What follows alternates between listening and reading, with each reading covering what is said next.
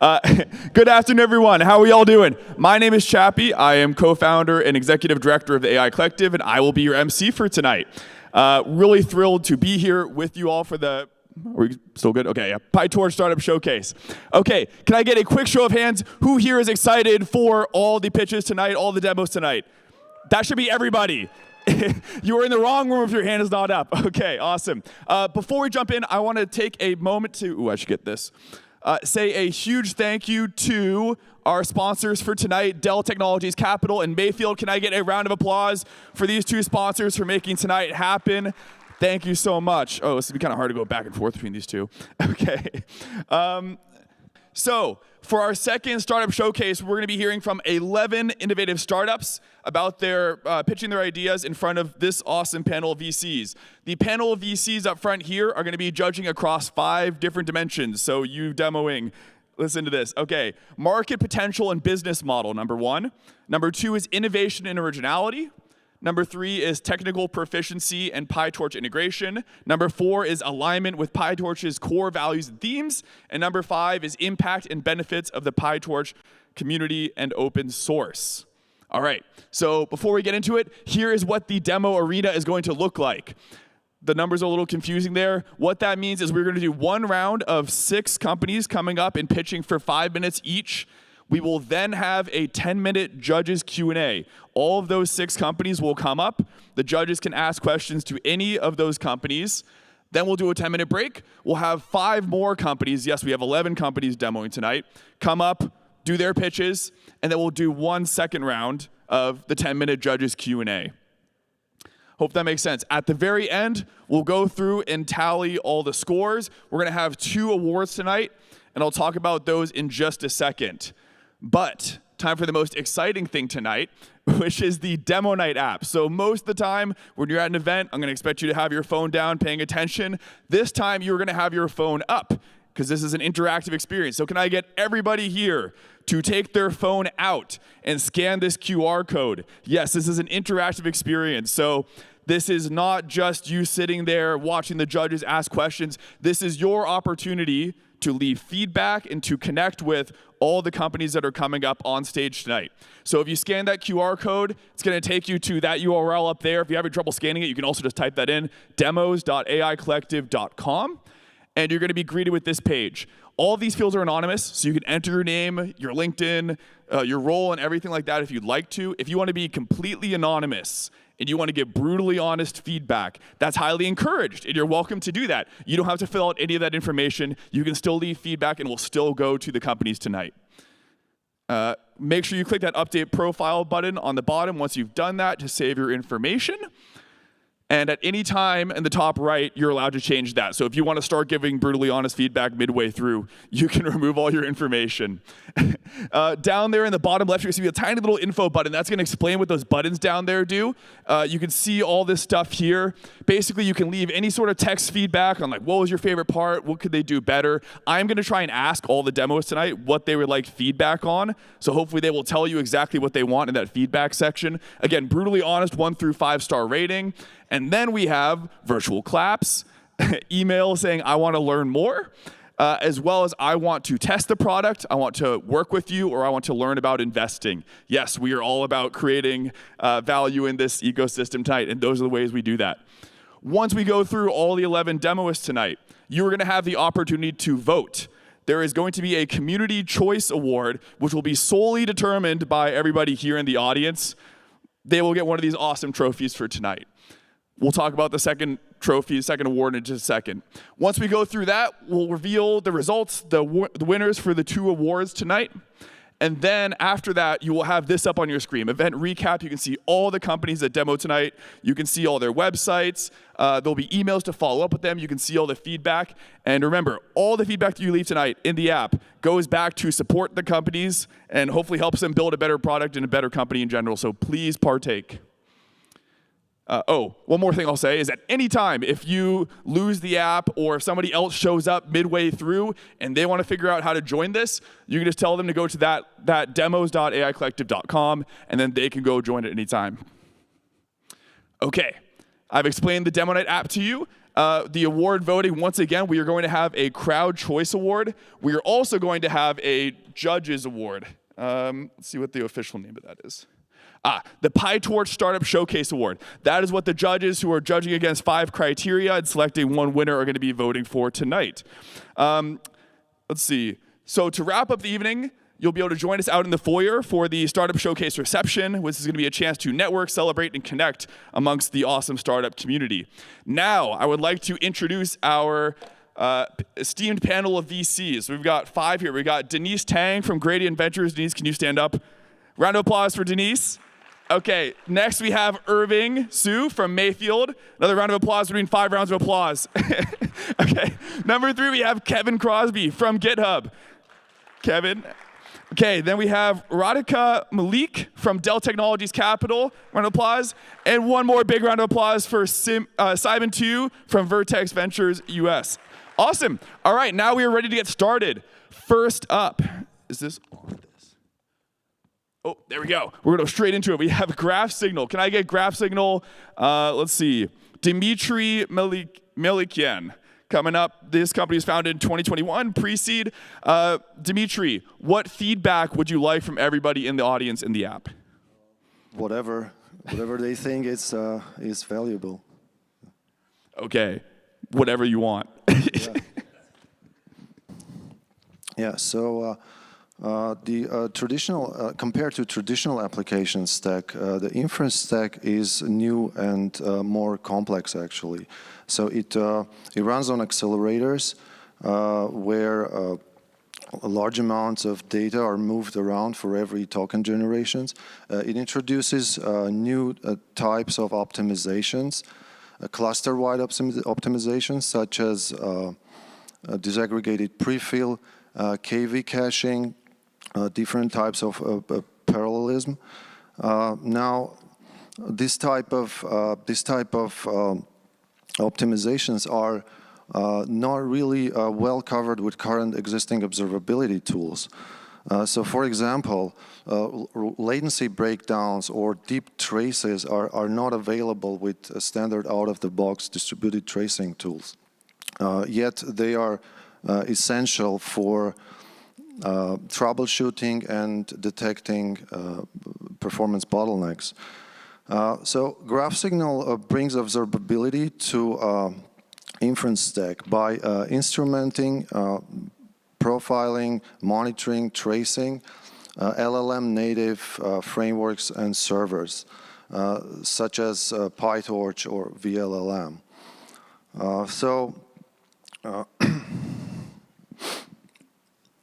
Yeah, let me turn it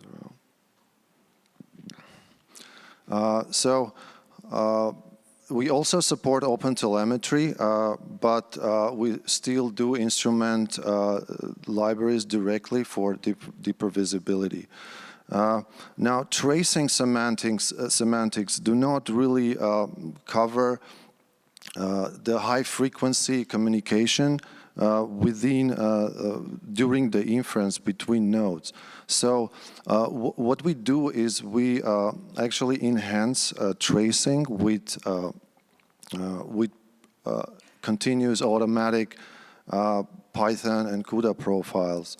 Obviously, profiles are for engineers who develop software, not for the users, but we present them in an actionable and understandable way.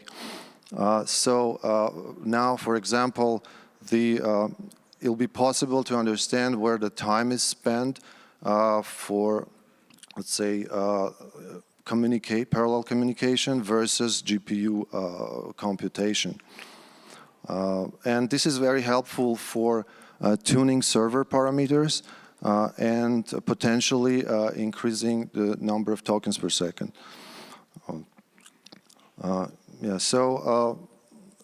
And on top of that, because we have all the signals, meaning profiles, traces, metrics, and errors, we are able to provide AI-assisted root cause analysis and tuning recommendations. So our target users are actually anyone who deploys and runs models on GPU clouds, and own hardware, whether it's a single model or a full serving infrastructure. So we soft launched our product actually a few weeks ago, and now iterating with first users.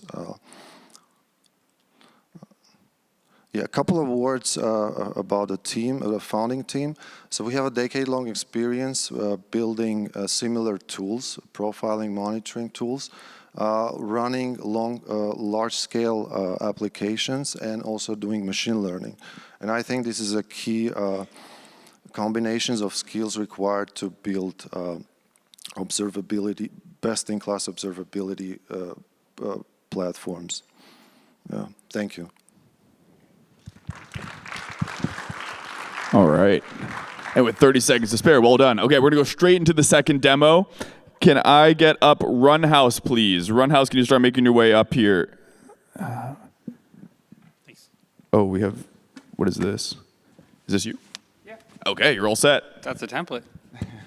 All right. Hi, everyone. I'll just start by saying this one is not going to be a crowd pleaser. It's hard enough for me to explain why these things are hard and important to my own investors. So fair warning. I'm Donnie. I was previously on the PyTorch team, and I left to start a company called Runhouse to solve the infrastructure problems that I saw across the PyTorch community. And to just give people an idea of what modern ML looks like, you require many different kinds of compute as an ML engineer, a data scientist, or researcher today. You have kind of single pods for vertical scaling. You have, or just simple workloads. You've got parallel SPMD style distributed for your training and data processing. You've got single controller like Ray and Spark and the new Monarch system from PyTorch. You've got auto-scaling services like inference and data processing, and then you also have like sandboxes and gyms and stateful replicas. And all these are different compute models that have kind of evolved over the years with different systems supporting them, but over time, as the scope of compute that an ML researcher engineer needs to use has broadened, they've actually aged out of many of these services that only support a narrow subset. In particular, Slurm really used to support the sort of set of things that a researcher needed to care about in a pre-training sort of world. But with RL, with modern enterprise pipelines that are very wide, really Kubernetes has emerged as the only thing that supports the full scope of workloads. And you want a single foundation to be able to have unified observability, unified prioritization, and bin packing, et cetera. And so the message is that the world has moved to Kubernetes. Like that is generally the case. And across enterprise, across frontier labs. And then to even complicate it further, you can't just say, oh, I'm SageMaker, I've got SageMaker training, SageMaker inference, this is all supported, because you can't just support them individually. In modern RL and enterprise ML, you need to be elite at all of them individually and composing them together in this like dizzying interplay. So like a typical RL algorithm has training components and inference components and evals, et cetera. And so you need to be able to wield these really fluently.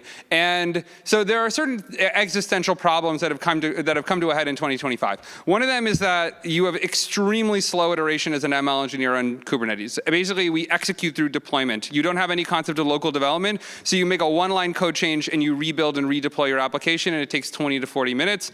This is just the reality of how many ML engineers do their day-to-day work, and researchers.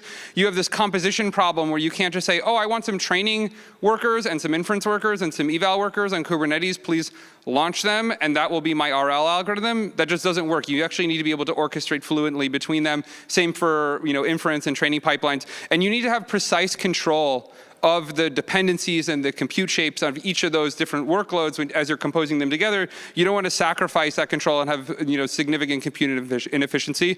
You have this long-standing production to research, research to production problem where code is not just code. It has some kind of local runtime. Like the code only runs on a notebook, or it only runs on a Ray cluster or a Slurm head node or something like that. And that means that your intern or your CI job or your production workload can't run the code the way that you ran the code when you ran it. And you have like a long research to production path. And finally, you have big fault tolerance problems. Cascading failures are the rule. No matter how small the error in your training job or wherever, you're going to basically just see the entire workload cascade and fail, and you better hope that you had a checkpoint in place. And that produces just like massive loss of time and compute.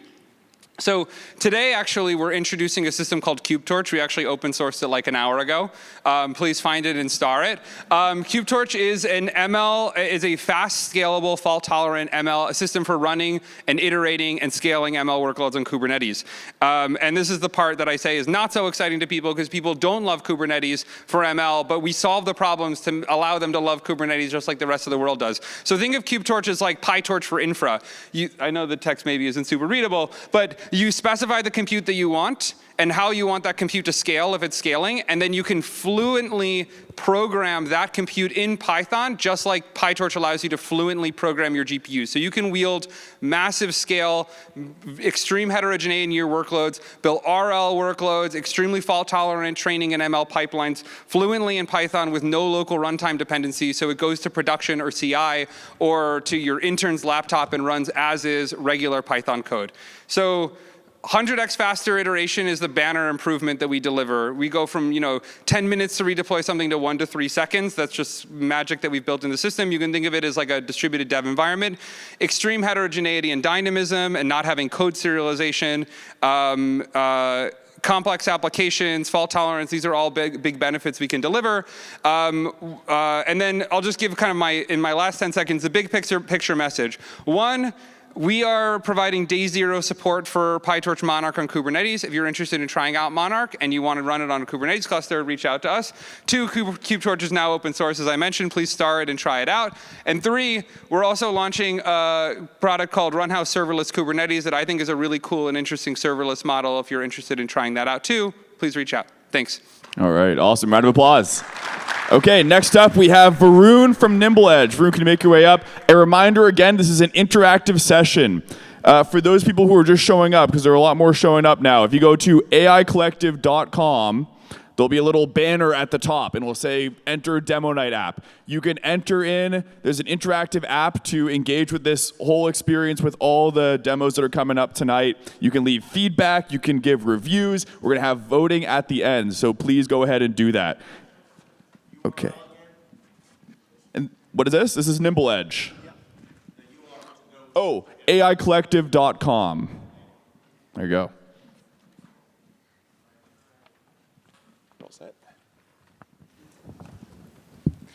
Hey everyone, I'm Varun. I'm the CEO and co-founder of NimbleEdge. At NimbleEdge, we are building the AI for UI. We have seen too many talks about AI writing poetries and thinking on behalf of us, but we believe AI should actually do some work. Get those Microsoft PowerPoint presentations ready and do some laundry. So we are backed by some of the amazing teams and partners at Meta, the PyTorch ecosystem, and Microsoft, along with leaders in foundational research institutes. We have been deploying this platform to over 30 million plus devices, working across major retailers, as well as mobile applications. So let's first ask the question on why do we need AI for UI, and what's the problem with the current agentic infrastructure? Right, so we have sandboxed AI between layers and layers of APIs, where it needs to work with JSONs, protobuf formats, raw binary formats, rather than working with text, images, and videos, on which it has been natively trained on. We have to build AI within the bounds of stateless APIs, which, on the other hand, needs memory and stateful systems to actually interact and personalize for the user. The result is we see a lot of inefficiency in terms of model performance. Even the best 120 billion parameter models are struggling to generate a proper JSON format when there's a lot of prompt guidelining happening for them. And all of this needs to be done at a scale of 3,000 events or 3,000 interactions per minute when it needs to deal with UI, when it needs to interact and understand what's happening on UI. So we want to solve this. We want to build AI that is UI first, that can understand what's happening on your applications, on your UI apps, interact with the elements, and do the workflows and the actions that it is intended to do, but reliably. It needs to be highly efficient and highly scalable, so I don't need 96 gigabyte GPUs to run all of these agents and workloads. That's what we achieve with one of the first macOS applications. You can try it now. That packages all of the learnings that we have learned about on-device reliability and agent infrastructure to work with your Gmail, your workflows, your accounts, your Slack, to actually make use of the automation that you have already built out, the applications that you have already built out. To achieve this, the foundational pillar is an infrastructure, and a streaming-first infrastructure that works with the data stream on the UI. All of your front-end code bases in Kotlin and Swift can work with the hyper-performance of execute-torch and runtimes that we see written in C++. While building all of these agents in the workflow and the workflows in Python, but running across oldest Android device that is 8 years or 9 years old to the latest iPhones. Over this infrastructure, we have built a multi-agent orchestration system that really understands the HTMLs, the XMLs, and the DOM parsing to understand the context, to perceive the right things from what's happening. Couple that with an episodic memory to get the right context at the right time for the AI systems, and a verification system involving state-of-the-art algorithms in visual guidance and trajectory guidance to actually do a reliable workflow and stream of actions that you need to do to achieve a workflow on UI. Finally, packing all of this together, we have our inference engine called Sparse Transformers. It's available on GitHub, just like the Delight AI project. We have garnered over 700 stars across all of these GitHub projects in the last 3 months or so. This helps you run your LLMs up to 2 times faster with 40 to 50% lesser memory, where it works on cloud and works on device. We also have a PyTorch session, poster session tomorrow on Sparse Transformers and how do we make a 20 billion parameter run within 3 gigabytes or 4 gigabytes of your virtual RAM. You can check it out and do let us know what you think about it. Okay, awesome. Round of applause. Okay, can I get Tobias from XOR up here for the next presentation? Awesome. A reminder, once again, to be using the app. We are going to go through and have a community vote at the end for one of these awards over here. So make sure I highly recommend when you're on the app, you can leave a review, 1 to 5 stars. It's completely anonymous, but then you get to see all those scores at the end when you're looking at 311 companies and picking your winner. So it's a great way for you to keep tabs of who your favorite companies are. Go ahead and get started. Hi, everyone. We are XOR. We've built an AI that finds and fixes vulnerabilities in the software supply chain of other AIs. My co-founder, Hank, has been the security lead of the ISS Columbus mission and developed SCID, which is the IETF's global standard for software supply chain security. I've been an AI and security engineer since GPT-2 came out in 2019. Today, I help implement Europe's AI and Cyber Resilience Act at the Linux Foundation. Who remembers 3 years ago, Christmas, the software supply chain of PyTorch was compromised? Hands up. Okay. Who has heard about the software supply chain compromise of NPM 2 months ago? All right, that's good. Who's aware that MCP servers are being exploited in the wild right now? Fantastic. So I'm not here to lecture you about security. My message is really simple. We take software supply chain attacks on the open source ecosystem personally. 1 month ago, a coordinated supply chain attack took out the airport in Brussels, Berlin, and London Heathrow all at the same time. This was a software supply chain attack, and we're seeing this part as a, as a bigger strategy, a bigger picture behind that, right? These are becoming way more frequent. We had a lot of passengers who had to sleep on the ground, and the, check-in had to be done manually. So it was quite wild what the supply chain attack did to European airports.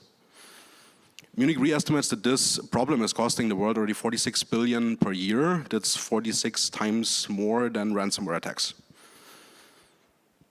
This is the software supply chain of PyTorch. And you can see that PyTorch consists of hundreds of dependencies, which each consists of hundreds of dependencies. So I was talking to a security auditor last week at a major German airline and asked him, how many vulnerabilities do you have in your supply chain? And he told me it's millions, and they just can't keep up with patching. So the question that security needs to answer today, in my mind, when you look at the growth curve of things like AutoGPT and MCP, is How can we secure the singularity at the speed of the singularity? If we fail, it's going to be quite expensive. Europe will require AI Act and Cyber Resilience Act compliance starting 2026, which means that companies will have to prove the security of their software supply chain for any digital or AI product. That's really like a GDPR moment for cybersecurity because fines are up to 5% of global annual revenue. When I was starting in security in 2017 as a cryptography auditor, I was working for a hedge fund. And I told my customer back then, hey customer, I can't really tell you how secure your system is without also looking at your software supply chain. The customer was completely shocked. They looked at me like I was crazy. It's way too much code. That's way too expensive. That's totally impossible. So I thought to myself, what if there was an AI that would automatically find and fix vulnerabilities across the supply chain? It would be kind of cool, right? XOR is that AI. Our agent has a very simple job. It's find and fix vulnerabilities in the software supply chain. You probably ask yourself, okay, like why should I use XOR and not Cloud Code or GPT-6 or 7, you know? And that's fair. So we ran an experiment. The best coding agents in the world from teams at Anthropic, Google, and OpenAI versus XOR. There was no cheating, no prompt gaming, nothing like that, right? But we won. And right now we have the best agent in the world to fix vulnerabilities in large open source code bases. The task here was fix 100 vulnerabilities in 100 open source projects that are large. Our go-to-market is founder-led sales through open source foundations on the one hand and standardization working groups on the other hand, because we like to go where our customers already are. With that approach, we've built a community over the last couple of months, which is growing 25% per month. I would like to invite you to join that community, and also, like, if you like to see a demo of XOR and actually like how it fixes vulnerabilities, come find me afterwards. I would love to demo.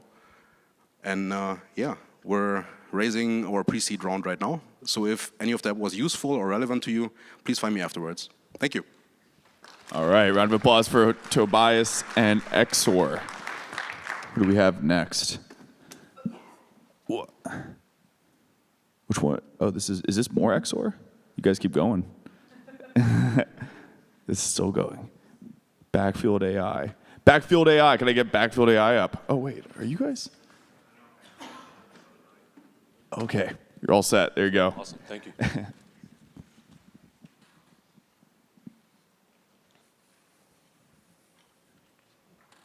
Yeah, go for it, sorry. Hi. It was just, the order was a little off. Okay. Go for it. Good afternoon, everyone. My name is Kevin Ubilla, and this is Backfield AI. We started off by making youth sports more competitive by giving them technology that was only accessible to professional athletes. For the professional athletes, we ended up unlocking a new data layer that was previously not possible.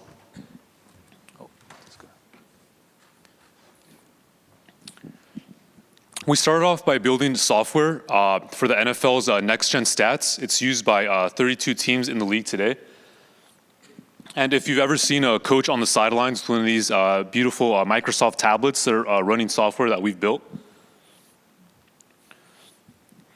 And so this was actually our aha moment when we realized that the current data analytics ecosystem for sports was kind of locked into different silos. So we had, the sensor layer, we had like the next-gen stats, we have the video games, and it's kind of all over the place.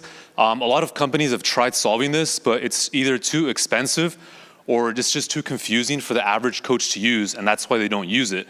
And if you're a parent that has kids playing youth sports, you know how expensive all this stuff can get. Oh yeah, as I mentioned, the other problem is that the most advanced AI companies have also tried solving this problem, but current AI is missing the contextualization layer. So current AI is good at timestamps, at finding moments. It's good at finding, what sport is being played, but it can't identify either the players or provide more context behind what's actually going on, like speed, how high the athlete is jumping, and so forth. And that's how we built Backfield. So Backfield uses AI agents to really dig deep and create a simulation layer. This 3D simulation layer is currently used by coaches for a number of purposes. I think what they use it for most is to simulate players before buying them for transfers. They use it for injury prevention, and they also use it to actually find the next game-winning strategy. This is really cool because it allows you, for the first time in the world, you're going to be able to, during live broadcasts, you're going to be able to pick a player and not just see personalized analytics, but you're actually going to be able to toggle through and control the player during live broadcasts. So this is kind of like imagining what-if scenarios where you can kind of create this new reality. And so kind of our pipeline, how we accomplish this, it's pretty simple. We take 2D videos, and our algorithms are able to extract 3D biomechanics based on that 2D broadcast video. So we just end up building a huge database. And the key learning here is that we're actually able to have the avatar mimic real life body movements. So we don't just have a bunch of avatars running around that look the same. If they're actually going to be able to look and feel how the athlete moves in real life. And so I mentioned our average time to insight is mainly used by coaches now because they're actually getting the AI-powered insights. And so one of our competitors, you upload the video, it gets it to you in the next day or two. We do that in 10 minutes. For anyone that wants to try a demo, you can scan the QR code here. It is our free demo. I'd recommend uploading a video of maybe less than 20 seconds. For the more advanced demo, you can talk to me after the show. And so I mentioned we started sports for a reason. I think it's because this kind of video contextualization layer is most necessary in sports for starters. But we're really excited about creating more tools for developers and also looking at any other industry like broadcasting that requires videos to not just be contextualized, but we want to know the who, the where, and the what of the video so that the AI agents can actually parse through them. And yeah, so basically what I mentioned is a video context layer and how we are able to integrate with the existing platforms. We make money by charging customers $1 a minute per minute of video analyzed. So yeah, once again, starting with sports and low-key moving up the ladder to maybe like Netflix and Disney, any other kind of broadcaster that will need this kind of solution. But for the meantime, our immediate future is becoming, we want to be the AWS and Unreal Engine of sports. And we want to be able to give you the ability to generate, edit, and shop live sports clips, all powered by PyTorch. Thank you.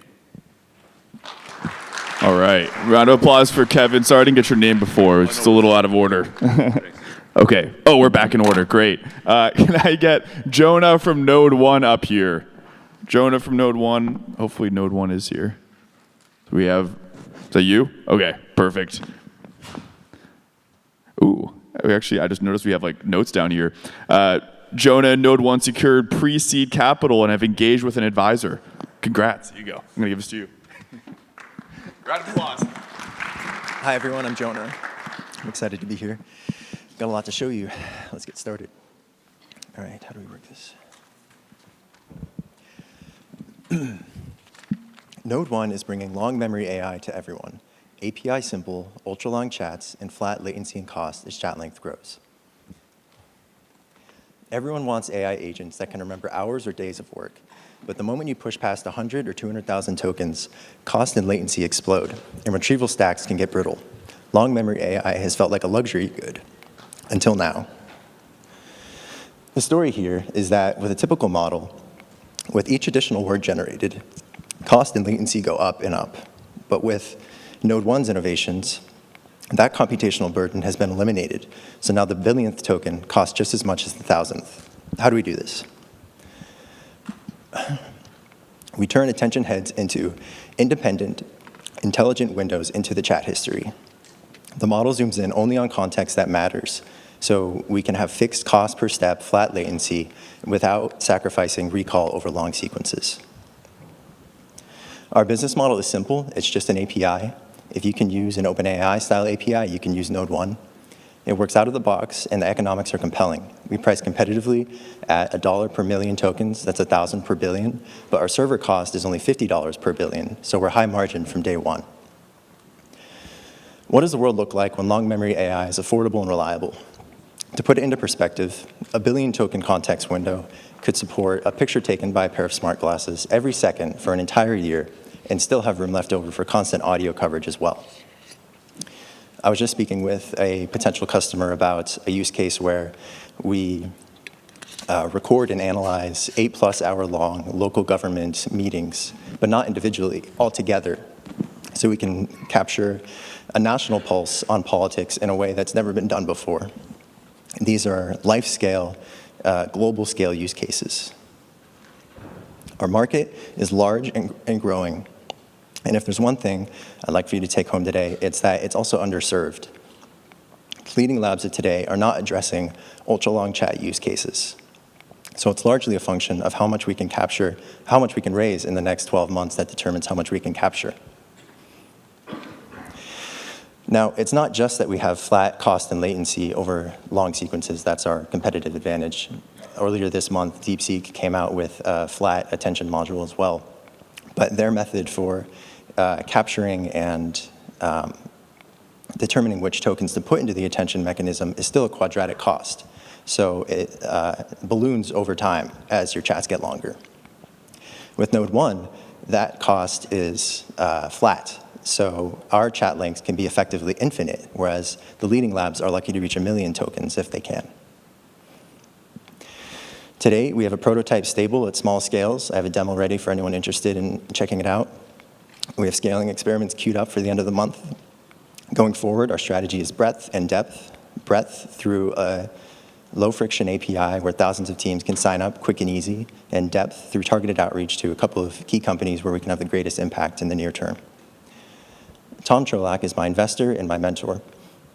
He has decades of experience consulting both startups and large companies alike. Tom is the guy that you go to if you want your company turned around, guaranteed. He's exceptionally good at identifying and bringing in talent. And I'm Jonah. I have a background in computer science and aeronautics and astronautics from Stanford University. I've been heads down for the last 2 years, researching fundamental innovations to neural networks I've designed myself and to the transformer, the latest of which I bring before you today. Now, again, this market is nascent. It's yet to have its ChatGPT moment, and Node 1 is ready to make that happen. If you're excited about the vision, if you have experience scaling lightning fast and serving millions of customers, if you want to be a co-founder or an investor, come talk to me. I have a demo ready. You can reach out at node1.ai as well. Thank you. Okay, awesome. Round of applause. Okay, so there we go. We're 6 demos in now. Can I get all the first 6 demoists, those who have already presented, back up on stage? We're doing the expert judges panel Q&A for 10 minutes. So can I get all of you up here? Judges, you're preparing to ask questions. Am I allowed to move this deck around while we're waiting? Am I going to break anything if I do that? No? Okay, let me try doing that. So I do want to get the list of companies up. How do I even? Oh, is it the next one? Okay. You can ignore those extra slides. Don't worry. There we go. Okay, thank you so much. And as a reminder, this is an interactive session. If you would like to leave feedback for any of the demos, you have the first 6 names right there. Go to aicollective.com. Once again, that is aicollective.com. And you'll see a nice orange banner at the top. You can open the virtual app and leave feedback for any of the first 6 companies. All right, if you all want to move up there and then fire away. There we go. So you're good. My first question was for Graph Signal. I was really curious to understand your pricing and economics that you have. Here's the mic. Oh, there's 2 mics. Okay. Yeah, so right now it's a SaaS, it's a subscription model, so basically pay for signals in buckets. But of course, as we mature, we're also going to offer on-premise version with different types of contracts. So it's very simple right now. It's a subscription. Got it. Thanks. My question is for Runhouse. Donnie, you mentioned serverless at the end. Is that how you plan to charge? What's your thinking on business model, open core versus cloud versus serverless for the open source? Yeah, serverless is really new. We actually, like, through the whole closed beta of KubeTorch, we only did like on-prem deployment and managed essentially. So basically the idea is that like sophisticated enterprises and frontier labs always want to run on their own compute, and so we charge for orchestration of the workloads, but not like a markup on the underlying compute. And we've just found that like there's demand for POCs and from kind of like public for something more serverless, but like critically it needs to be like zero trade-off serverless, meaning like it can't be that we're just like chewing up the compute just to like charge our markup on it. Like people want to know for offline workloads they're paying like absolute rock bottom, and then they want to know that they could put it in any cloud, any region that they want, and then VPC peer it, so they're not paying like a latency speed bump or paying like, you know, moving data outside of their security boundary. So the idea is basically like we provide that to facilitate better POCs, but ultimately like most of the time we're going to manage it on-prem and then charge for orchestration. My question's for Jonah from Node 1. So obviously you mentioned that long memory AI, very nascent market, a lot of exciting potential with the technology. I'm just curious, like as you've gone out to market and talked to folks, what objections do you typically hear? And what would you consider to be your most significant moat aside from the technology? Most significant what? Moat. Like it could be technology, could be distribution. Just like, you know, where do you guys differentiate from maybe existing solutions? Yeah, so in terms of moat, we are an entirely internal to the model, entirely differentiable solution to long context memory, whereas things like RAG are built on top of the model. It's its own extra pipeline or bloat on top of the model. I forget the first part of your question. Oh, the first part was like, in terms of market feedback, what objections, if any, have you heard when you go out to talk to potential customers? Oh, and objections. I've just been getting a lot of people that want to try it out. That's why I'm curious about the objections part. Yeah, I haven't gotten any so far, I think. It's been largely a question of how can we integrate this? You know, are you able to work with our models? And the answer to that is yes. It's something that can be built on top of models that already exist. So we don't need like our own, like I know some other infinite context solutions are trying to build their own language model from the ground up. That's not something I have to do. It can be built on open source models. So in terms of objections, not many. Cool, thanks. Yeah. Go ahead. Yeah, I just had a follow-up question on that. How have you measured quality in responses to the models with the longer context that you're providing versus just like cost and performance on it? So the way the mechanism works is it's fundamentally independent of chat length itself in order to pull in and find that context in the first place. So we ran evals on that independent of chat length because we need funding to build a huge model. But on the just any model that we've tested, that part works. So then it's largely a function of how good is your base model, how good is that at attending to tokens and understanding complex reasoning and that sort of a thing. So it just depends on what model we build on. Thanks. I have two questions here, one for Graph Signal, another for Nimble Edge. And for Graph Signal, want to quickly learn a little bit more details around for the observability. What workloads do you support first for inference? Is it primarily for long context LLMs or maybe multi-node diffusion models as well? And how did you do the prioritization to support what type of the workload to start with? So we actually support the frameworks and servers, and it doesn't matter whatever runs in these frameworks libraries, we will support. So for example, right now it's PyTorch, VLLM, down to the GPU metrics. So we kind of put it all together. And whatever you run with PyTorch, we will be able to give you some metrics about that. That makes sense. And you also mentioned ICP is essentially anyone that currently is running inference. Do you have any opinion around what type of the ICP do you want to start with and why? Here again, actually, those who run VLLM, for example, are a target user for us. So those who run, it could be a single model, it could be a multi-node or a multi-GPU model. So it doesn't really matter. We support all the use cases. When you talk to the customer, any like specific vertical or type of the customer will require a solution like you the most? No, not really. It's really horizontal. It's really everyone. Yeah. Makes sense. Thank you.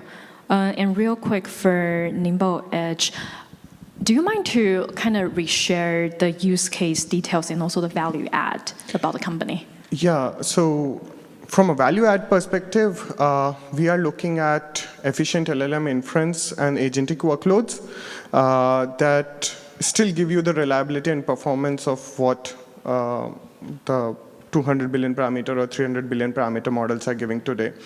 Some of the use cases that we are working with is, one of them, for example, is QA. So a lot of the applications that are working to test the entire customer journey, it's still a lot more manual than automated process over there.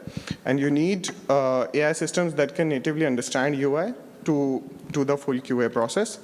Some of the other use cases that we are working with, like companies like Lois, is to simplify the complex UI and the software, the legacy software that they have been using, rather than building another layer of APIs, which are becoming very complicated to manage as an engineering team behind the scenes. Makes sense. Thank you. I have a question for Runhouse. If a team is already running Ray or Kserve, where do you fit in versus overlap, and how do you, frame the value to their team? Yeah, so we specifically built for Kubernetes because of the strength of the Kubernetes ecosystem. And so most of the companies that we work with are already running workloads at scale in some way. Usually we'll pick an initial workload that there's value to be gained from like faster iteration, scaling, there's something blocked or something like that. But almost always they'll then want to move an existing workload onto the system. And so we've made it so that you can pull an existing Kserve application or like essentially any Kubernetes resource. You can basically pull in and then get the like iteration, programmatic interface, et cetera, through KubeTorch that way. The mental model is that like your ML engineers and your CI and your production system should all be able to interact with the cluster like a big computer, kind of serverlessly. And if they're deploying array workload, or they're deploying an auto-scaling inference workload, or they're deploying PyTorch distributed training, they can deploy it and interact with it serverlessly, all kind of like in a uniform manner, and have those things interact with each other, and then know that we are managing the cluster itself so that they get like super effective bin packing, administration, quota, prioritization, all the things that they don't want to think about for like managing and optimizing the cluster itself. And are you selling to like a platform person, or like who's the buyer? Yeah, it's like a complicated sale because we like to say KubeTorch is for infra people that love Kubernetes and ML people who don't. Right, so like you need to prove to the infra people that you have all the integrations and ecosystem familiarity, et cetera, that they love and want out of Kubernetes, and they're not sacrificing any control. But they also want to know that the researchers actually want to use this. So we almost always actually just need to pull in both, and then like if we can't get buy-in from both, then then we can't get into an organization. But usually, the problem's actually, as long as they recognize that these aren't organizational breakdowns between them, but actually like technical breakdowns that are resulting in poor research production, then they'll realize that they need it. Thanks. All right, we got one more question left. Make it a good one. I guess for Backfield, how did you think about the market? I just cool technology, but there are not that many professional teams out there. So I'm thinking about how you size the market for a kind of venture scale company. Yeah, definitely. I think that it came about, first of all, from my personal background, being as a coach, and then I saw the need with like youth sports. I thought it was really cool. We all love to see like the Super Bowl and like the World Cup and these big events, but I just kept finding so many youth athletes that were underserved.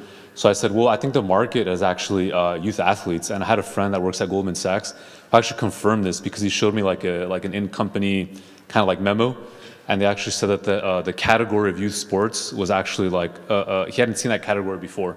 He said, like, most investments predominantly go to like those elite teams and this kind of stuff, but for the first time he said that he actually saw youth sports as an asset class that's investable. So I thought that the timing was right, and I said, hey, well, I think we can build something really cool. Okay, that's it for our first Q&A session. Can I get a quick round of applause for all the first 6 companies? You can make your way back down. Next up, can I get up Yusuf, co-founder and CTO of Bright-On Labs. You're up next. All right, I'll give you one of these mics. There you go, you get us kicked right off. Round of applause for Yusuf. Round of applause. All right, hi, everyone. Go for it. Well, it's no secret that AI agents are growing fast, but adoption without security is very risky. We help organizations embrace AI agents at scale, but safely.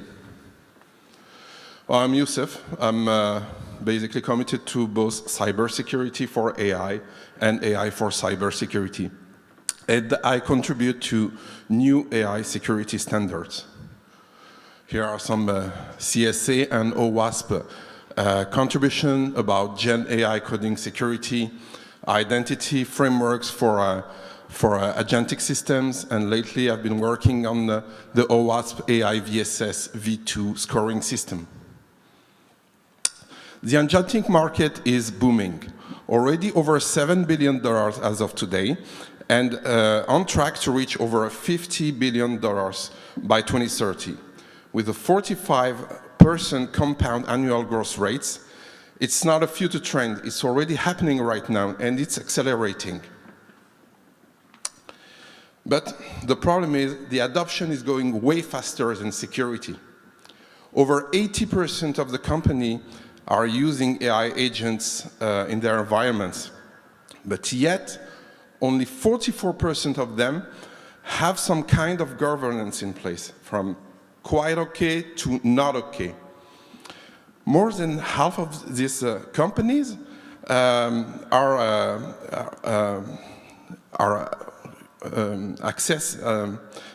already reported AI agents accessing unintended access to systems, data, and even credentials.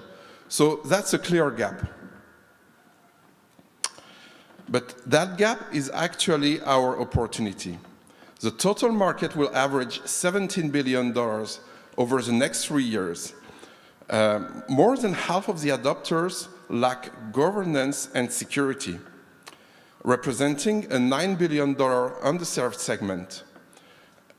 The SOM, serviceable obtainable market, aka SOM, is between 1% and 3% of that segment. And our initial target will be to reach 1% of that sum, meaning around $1 million annually. So why securing AI agents anyway? Well, companies are already facing major risk in the cloud. Data exposure, IAM, and networking vulnerabilities. And with AI agents running in these environments, we add a new layer of non-deterministic risks on top of cloud risks. So our solution, our answer, is Bright-On Agentic. It's a trust engine SaaS solution that bridges these security gaps. Also, it is agentless, meaning no installation required. So how it works? Well, basically, it connects to the cloud, it scans the agents, it builds a graph that maps identity, permissions, and it auto-threat models and prioritizes risk with explainable findings. But it doesn't stop there. It does the remediation part with steps, scripts, and commands. So basically, by next month, we're going to start the beta testings, and we will keep on working on the next breaks of the solutions. The idea is to go from products to platform. I want to add that Bright-On Watch and Bright-On Cloud Plus are the two breaks that use PyTorch. The first one, I'm coding GNNs, for APTs, so graph neural network for mapping advanced persistent threats, and Brighton Cloud Plus, which is in charge of live workload security. I'm using LLNs, liquid neural network, for time series detections. So, well, thank you very much for your attention. All right, round of applause. Thank you. I'll take that. I'll take that. Thank you. Okay. Next up, we have Okahu AI, and we have co-founder and CTO Pratik coming up to represent. I was looking at the Demo Night app. I see that we have over 100 people on the Demo Night app, but I only saw about a quarter of people leaving feedback. This is your reminder to leave feedback. It all goes directly to these awesome founders that are demoing tonight. Thanks. So 15 years ago, I guess, in this room, I was giving my chemistry PhD thesis talk. So it was funny to see that I'm here today talking about how to use telemetry to improve testing and make AI agents more reliable. So I'm Pratik Verma. I'm the CEO and co-founder of Okahu, and we help AI agents. We help AI developers build better AI agents just for real use, not just demo. So between my co-founder and I, Prasad, who's in the back there, we have about 10 years worth of experience helping the global 2,000 enterprise companies manage data governance and AI governance in their enterprise cloud workload. Here, we're actually helping AI developers in those enterprises build better agents using the tools that fit into their existing stack, because these enterprises have kind of governed environments where they can actually run this application. So we are creators and committers of this open source library called Monocle, and which basically simplifies tracing and testing of AI application. And we chose to do it under the Linux Foundation because we wanted to fit in with people that are inferencing applications using PyTorch or using other CNCF projects like OpenTelemetry, Prometheus, and collaborate with other AI projects like VLLMs, et cetera. Now, the way we make our money is we give the use of developer tools to make this lifecycle easier for people in the public cloud. So let's see what that means. The way people today manage AI agents is to basically flexibly automate a lot of tasks. Developers today write code and prompts, then they get deployed into the actual compute that basically rely on the decisions made by the LLM. When you go into the prod, these are all the choices you have to worry about where applications can mess up. So here's some of the kind of failures and errors that somebody can run into that people have to solve for. Things like truncated results, silent failures are the most egregious ones. So this is where Okahu comes in. Traditionally, an AI developer would test their application by vibe testing their codes and prompts with some inputs, see what the benchmark says. The problem is with LLMs, every single input can give you a very different output. And especially, there's many different pathways to get to the correct answer, so it makes testing really difficult. So this is where our innovation really comes in. We give you tracing and telemetry that looks at the black box inside of the agent to determine how the agent actually handles user input, asks for clarification, what tool delegations it does, what tool selection it does, whether the tool was executed or not. And all of that is actually captured through the Monocle telemetry. So then you can write tests and validations on top of internal usage, which are much more predictable. Now, the net result is you get to quickly identify root cause very quickly and improve your applications and build reliability into the AI agents. And the way we make our money is we give you developer tools that fit into your IDE. So let's see a couple examples of what that looks like. So here's an example of a screenshot. This is VS Code. Somebody wrote an agent code. With one line of instrumentation, you can add any type of relevant telemetry inside. So what that means is if you're an AI developer in an enterprise company, let's say Chevron or Walmart or Prudential, you don't have to become an observability wonk in able to test and diagnose what happens in your application. And we sit into your existing workflow. And your company allows you to use VS Code, allows you to use GitHub Copilot, allows you to use Cursor, so we're fitting in there. Now, another example is when telemetry comes out, you have to make sense of it. So this is where we provide you developer tools to really monitor that directly in the developer. Now, the key thing to notice here is we're not giving you tracing that is like functions and methods. We're actually giving you telemetry that tells you, we do the further analysis to tell you what logic was actually implemented. And this is what actually saves the user time. And then so the next thing is you're not going to do one input and output. You're going to fit in lots of traces. If you're a good tester, you're going to use existing testing framework that's integrated with your CI/CD pipeline. You're going to use PyTest. We enhance PyTest for you to allow validations based on Monocle telemetry. That makes the test less brittle, much more useful, and easy to test execute. And then as your applications evolve, if there's a lot of communication back and forth with a lot of users, then you can use evaluations on top of the actual LLM response of what was communicated back to the user. This is where you look for things like, is the user frustrated? Or did the LLM hallucinate the response but didn't actually execute the underlying tool? And this is what makes your agents more reliable. So unlike you having to deal with a lot of LLM calls, this is actually working right at the stack at the level that you care about. So finally, your agents are not going to be one and done. You're going to deploy them over time. We'll help you monitor it. We'll help you do root cause analysis very quickly. And so in summary, you can use Monocle to get telemetry and to do validations on top. And then you can use Okahu tools to basically make your life a lot easier. So there's QR code if you want to go try them out. Thanks. Perfect timing. All right, round of applause for Pratik. Okay, next up we have CuraVoice. And Shrey, CEO Shrey is coming up to represent CuraVoice. Can I get a round of applause for Shrey? Hello everyone. So a while back I was talking to one of my pharmacist friend. She told me to be a student patient for her counseling exam. I thought how hard it can be. But 10 minutes later, we both were laughing nervously about it. So she couldn't tell more about what exactly, how to comfort a patient. And also, I as a patient was not good enough. So that moment stuck with me. And I was thinking, how can we help these healthcare students? So these healthcare students remember tons and tons of information on what to prescribe, how to prescribe, what to diagnose, how to diagnose, but not how to communicate. These are some smart, compassionate people, and they just want to practice empathy before meeting the real patients in real life. So that's where CuraVoice comes in. It's an AI-powered platform for healthcare students to practice patient interaction anytime, anywhere with real-time feedback. And it's a bridge between medical knowledge and healthcare communication.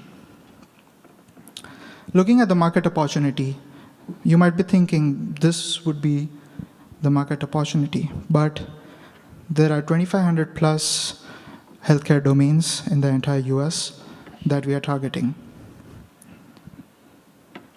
So our market opportunity lies with our TAM SAMSOM, which starting with Southern California, where we are based right now, moving to the entire California zone, and then the entire US.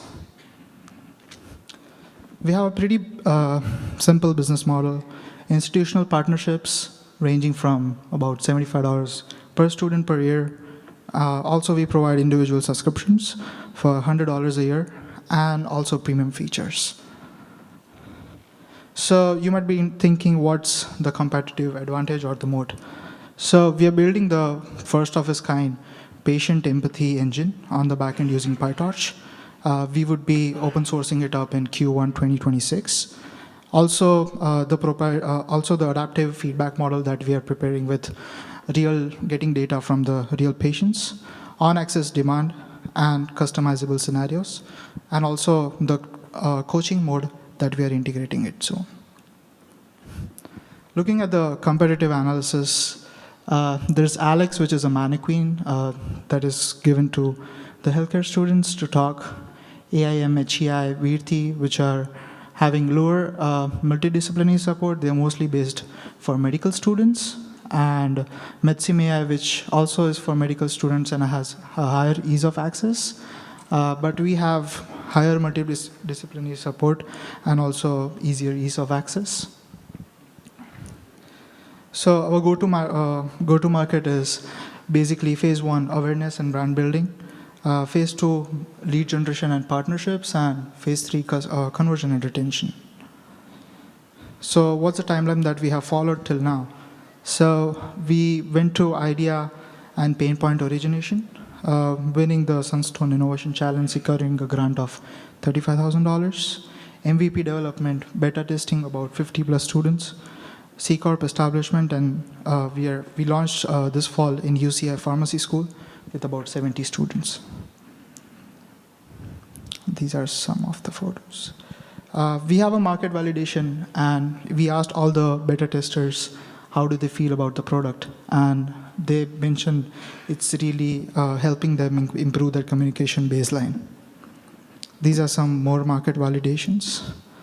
We are partnering with UC Irvine School of Pharmacy, Long Beach School of Nursing, USC School of Pharmacy, Chapman, and Western University. And we also signed a verbal contract with UCSD Health today. And also we have some tech partnerships on the right-hand side. Starting with our team, I'm the CTO co-founder. My co-founder is also a pharmacist. We have marketing and great advisors from medical institutions and technology. So thank you for listening for the voices of CuraVoice. Every cure begins with a voice. Thank you. All right. Great work. Okay, next up we have Seer Systems, and I have Vidhi coming up, the CTO, to represent. All right, round of applause for Vidhi. Thanks so much. Trust is the foundation of every relationship human beings have, and that is the foundation of our relationship with technology. Good evening, my name is Vidhi Kothari. I'm the co-founder of Seer Systems, and we're building a programming language to deploy multi-agent systems and build trust in AI. Let's address the elephant in the room. 95% of AI systems fail in production today. They're not reliable. It's not that they're bad ideas, but we can't just trust them. Trust in AI means reliability. Can your system perform under different workloads? Are there redundancy built into the system through backup systems? And are there fallback mechanisms if something fails? In order to understand the reliability of AI system, let's look at the landscape in enterprise today. We started with Copilot, where human beings oversaw AI abilities. We went to single-agent systems, where we gave AI a little bit more independence, where it could accomplish tasks, but created a single point of failure, where if this single agent breaks, the process stops. And now we're moving towards multi-agent systems, where multiple AI can come together and accomplish tasks. The good news is that multi-agent systems are architecturally reliable. What this means is that they can break tasks into smaller ones and complete them. Redundancy can be built by having two agents do the same work, and fallback mechanisms can be built by building verification and validation agents. The bad news is that deployment of these multi-agent systems is extremely challenging. At the end of 2024, only 64 multi-agent systems were deployed in production. The reason boils down to complexity and the lack of standardization of these systems. Today, building these systems require integrating of multiple tools, building custom MCP servers to establish communication between agents. Deployment infrastructure is a mismatch because these agents work asynchronously on different GPUs and need a shared memory structure. And there are no good monitoring tools that can be integrated easily. And debugging these tools is a nightmare. These problems are not just deployment ones, they're serious business risks. Edge AI is a $47 billion market where agent coordination can lead to a difference between life and death. Think about self-driving cars. AI infra spend is extremely high, and $300 billion will eventually lead to $0 in ROI if reliability is not built in. EU AI Act and underutilization of GPU resources are a clear indication that we need a better system. Historically, the complexities of systems have been solved by abstraction. PyTorch abstracted away CUDA and GPU management, Terraform abstracted away infrastructure deployment, and Seer System abstracts away agent communication, deployment complexity, and workload distribution. We give developers a simple programming language to define AI agents and manage them via our profiling tool. Developers write agent logic and not infrastructure code. Communication is designed into the programming language, so they don't need to build custom MCP servers. The resources are scaled automatically. And our built-in profiling tool helps them build reliability. Here's an example of a code written in .sl, which is our source language. This is a communication between 3 agents. Here, the developers can simply use words like onReceive and onSend. Today, building that system would require building MCP servers and connecting them with various infrastructure, which increases complexity. Once the developer writes the agent logic in our source code, it is then turned into an executable via our compilation units that configure the communication and distributed inference. We use vLLM and Colossal AI for inference, and Litzer for network configuration. Our monitoring and profiling tools helps developers look at performance metrics so that they can improve reliability. The use cases of multi-agent systems are everywhere. It's in cybersecurity, it's in national security via drones, in industrial automation, but none of them will be a reality if we can't make these systems reliable. Our business model is simple. We open source for self-hosted customers, and for enterprise customers, we have standard software and hardware licensing. Our team has previously deployed agentic systems at Qualcomm and Bell Labs and have industry experience in operational technology, cybersecurity, and finance. Thank you. All right, round of applause. Thank you. And last but certainly not least, we have NoNext. And we have Daniel Davis, co-founder and CEO, who is presenting. All right. Can I get one last big round of applause?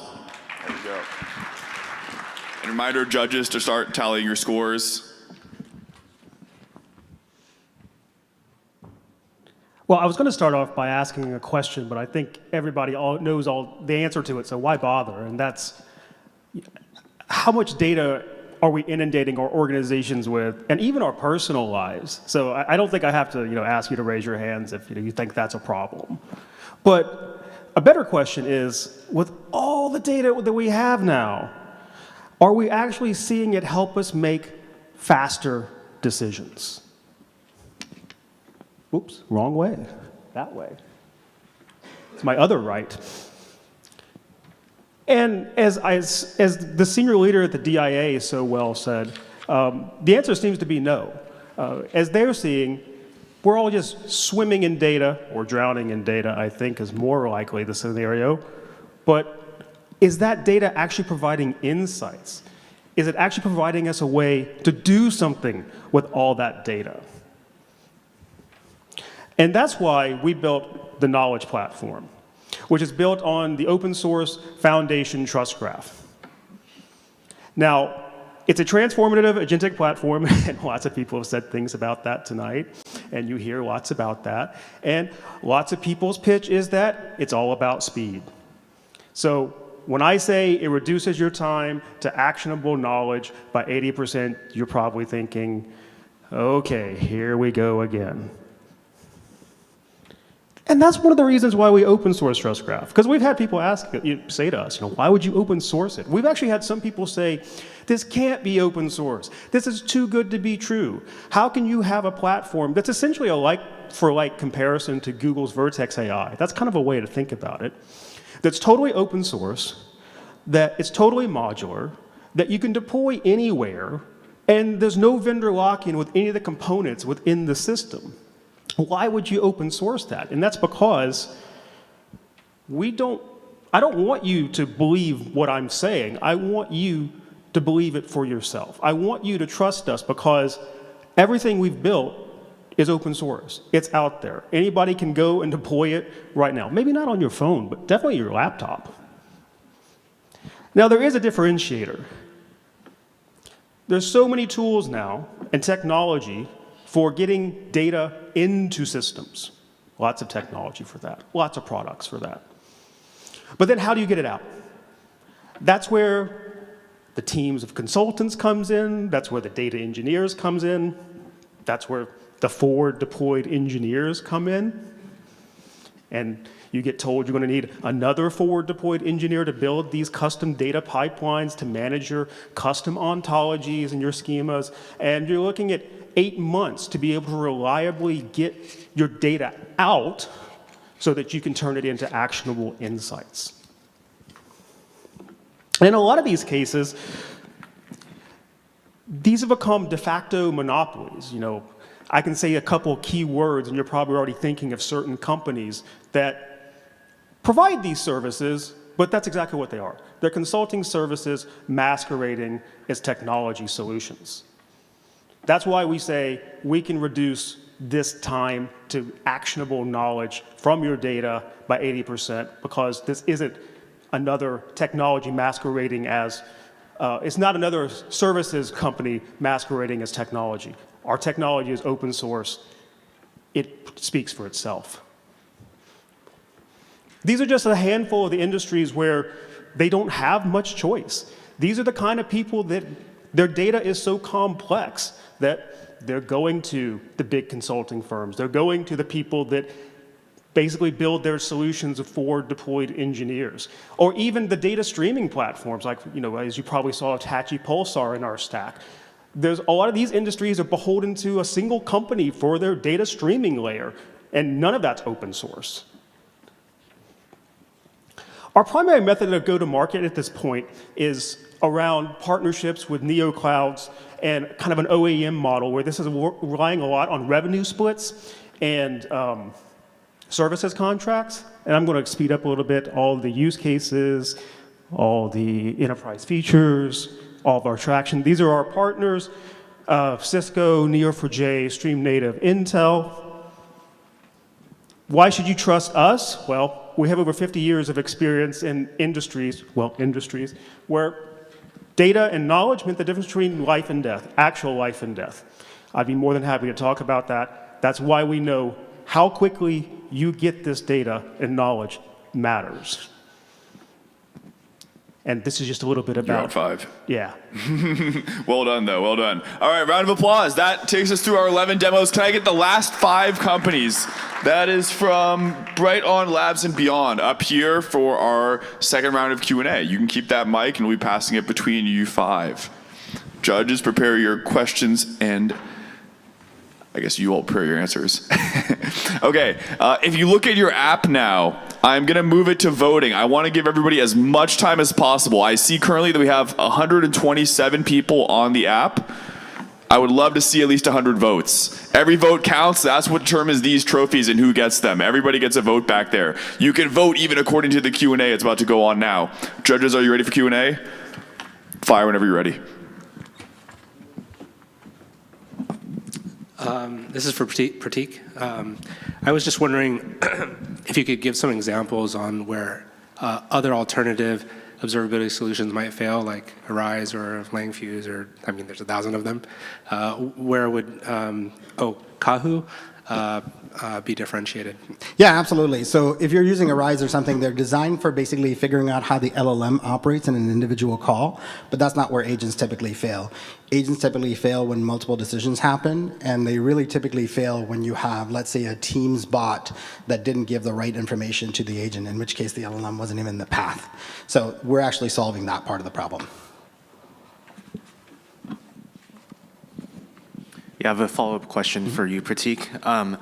So you mentioned that the monetization comes primarily from giving developer tools to integrate into the IDE. How are you guys thinking about specifically like that pricing and monetization? Have you tried different price points and gotten feedback? Yeah, we tested that with a bunch of people. So we tested that with 100 enterprise software companies. And so we're following, basically they said about 10% of their AI cloud workload is kind of what they budget for observability. And so if I just get, just 75%, my last product at Microsoft had 75% penetration in the S500. So we're trying to repeat basically similar thing where we give $100,000 to $250,000 per year type of thing for a team of AI using the Azure or the Google or the Amazon workloads, sort of to burn off their Azure or Amazon credit on the observability tool, and we'll get some portion of that. On the developer side, we expect it to be very free and follow free freemium model because we want to get more and more sort of telemetry there. So that's kind of our go-to-market. I did that with my previous company, Blue Talon, which got acquired by Microsoft, so we're just going to repeat that. So given that you're serving both developers and enterprises, is the GTM mostly a combination of product-led growth versus more like traditional enterprise sales? Yeah, it's basically any developer tool. Go make money from the ecosystem, but really try to get community adoption of the free tools. Cool, thanks. I have a question for Brighton Labs. Oh, right. Over there. Yeah, kind of curious, how do you collect all the agent data? Like, are you requiring the customer to do some SDK integration, or do you, deploy the eBPF program perhaps to the cloud? How do you collect the agent data? It's completely agentless. Okay. So the customer will provide the authorizer. He will authorize it, and he will provide his information, or information, and from there we're gonna deploy. Well, we're gonna deploy our scan agent. What might be the example of the information you collected from the agents? So we are collecting the infrastructure. So basically, it's complete. We have to make a good scan. We need infrastructure. We need what the agent does. We need to check the code. We need all of it to make to be able to have a broader view of what it does. And yeah. Thank you. You're welcome. I have a question for Vidi. Given it's a new language and a framework with a compiler, like how are you solving distribution and uptake for developers to learn a new language? So for that, we're going to build using our programming language. I think the go-to-market strategy would be to build tools using our programming language, and that's why we're piloting with a Series A startup in New York right now that I previously worked at. And so we'll show how that language helps to build new application layer and use that to get developers interested in it. Thank you. Follow-up for that, the world of AI, LLMs, MCP infrastructure is changing so quickly. How do you incorporate all of those new changes into your programming language and framework going forward? Yes, so we're thinking of it from a bottom-up approach. So we have like optimized hardware for running agents. We have the workload distribution using inferences, and then we're solving the communication problem, and then just giving developers a simple language to write in. And I think this is like the way you standardize all the problems that currently are where new solutions are coming in. And so, yeah. Okay, quick interjection. We have about 5 minutes left in the Q&A. We've had about 50 people vote so far. Every single company has a vote so far, and there's a really close three-way tie for first, so every vote counts. Keep putting in your votes. It's aicollective.com. There's a banner up top. Every vote counts to get these awards. All right, continue. I had one question for Kura Voice. Similar go-to-market question around how do you build the partnerships for either the medical schools or the actual classes? Like what does that look like, and how are you thinking about the pricing strategy for the schools? Cool. So answering your first question, so my co-founder we are starting with UCI, and we are reaching out to a lot of UCs in SoCal region and then moving up to NorCal.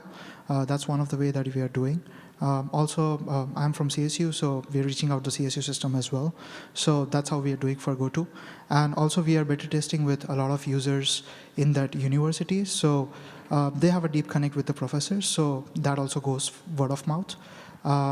Second one, the pricing one, we are starting off with $75 per year per student, and from that, we'll have a contract with any of the UCs. I actually had a follow-up question to that. So once you are in, let's say, a school or whatever organization that you're in, what are the strategies, maybe at a high level, that you take to sort of go wall-to-wall or expand or grow within an organization? And then the second one is also related, which is, as people are using the product, are there any pain points in the onboarding process that have come up using from user interviews? Right. So answering the first question, the main approach we are trying is we are having talks with the dean, and based on whatever year the students are in and the courses they have, we're introducing that year. For example, P2 pharmacy we introduced this fall, so we're introducing that, and we are moving on along with the entire organization and also the different departments as well. So it's top-down. It's like top-down yes, mandate. yes. And answering to the second question, that the pain point some of the users have mentioned that we are not at par with the conversation accuracy right now. Like we have reached about 1.5 seconds on the feedback loop, so they want more faster on that, and also they would like to have more scenarios compared to what we have now. So we're introducing that as well. Cool, thanks. Okay, we are ready to reveal the winner for the just the Startup Showcase winner. All right, can I get one more drum roll, please, for the Startup Showcase winner? We have Runhouse again. Where's Runhouse? Come back up, and you're collecting not one but 2 trophies tonight. You might want to bring your first one, or do you want? You should get a picture with both. Yeah. There we go. Okay, Simon, once again, I'm imploring you to take a photo. There we go. Wow. I mean, now he's not going to be imbalanced, right? He's going to have, like, great biceps on both arms. Whoa. Wild. Smile. 1, 2, 3. Great. There we go. And can I get all the judges up here? Can I get all the judges up here for a photo? What is that? Give one of these to the runner-up. These are. I can. I mean, I can't give. It's your choice to make. It's your choice to make. The runner-up was? The runner-up for Crowd Choice Award is Cura Voice. Cura Voice, come up and grab your trophy. That is so generous. Somebody clip that moment. All right, can I get all the judges up here for a final photo? Oh, we have a professional photographer. This is perfect. All good? Awesome. All right, one more round of applause for not just the winners, but every company that demoed. It was super close. Thank you all for participating and giving feedback to all the demos. I will be giving you access to all that feedback. Thank you, judges, for all the judging that you did. I think the startups also get access to that.